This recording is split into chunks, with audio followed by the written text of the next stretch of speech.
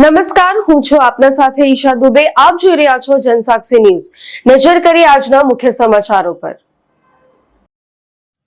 ગુજરાત સરકારની non plant ગ્રાન્ટમાંથી Bharuch વિધાનસભામાં સમાવિષ્ટ અંકલેશ્વર તાલુકાના અંદાળા ગામ ખાતે શિવધરા સોસાયટીમાં આરસીસી રોડના નિર્માણ માટે ₹1,18,00,000ની ફાળવણી કરવામાં આવી છે, જેનું ભરૂચના ધારાસભ્ય રમેશભાઈ મિસ્ત્રીના હસ્તે ખાતમુહૂર્ત કરવામાં આવ્યું હતું. આ ખાતમુહૂર્ત પ્રસંગે સોસાયટીના આગેવાનો અને રહીશો ઉપસ્થિત રહ્યા હતા. બીજી તરફ રોહિણી પાર્ક સોસાયટીમાં ₹1,18,00,000ના ખર્ચે આરસીસી રોડનું નિર્માણ કરવામાં આવ્યું હતું, જેનો ધારાસભ્ય રમેશભાઈ મિસ્ત્રીના હસ્તે લોકાર્પણ કરવામાં આવ્યું હતું. ખાતમુહૂર્ત અને લોકાર્પણ પ્રસંગે ભરૂચ જિલ્લા પંચાયતના સિંચાઈ ચેરમેન કીટ માસ્ટર, તાલુકા પંચાયતના પ્રમુખ પુષ્પાબેન પટેલ, તાલુકા પંચાયતના સભ્ય તૃપ્તિબેન જાની, સરપંચ નીરુબેન પટેલ, ડેપ્યુટી સરપંચ કુણાલ પરમાર સહિત આગેવાનો અને સોસાયટીના રહીશો ઉપસ્થિત રહ્યા હતા. અંદાળા ગામ ખાતે આગામી દિવસોમાં 6 કરોડના ખર્ચે તળાવનું બ્યુટિફિકેશન અને લાઇબ્રેરીનું ખાતમુહૂર્ત કરવામાં આવશે.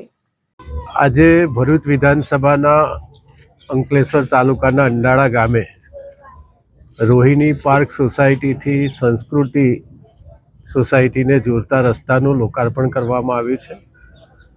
₹1,18,00,000 ખર્ચે આ રોડ તૈયાર થયો છે. સાથે સાથે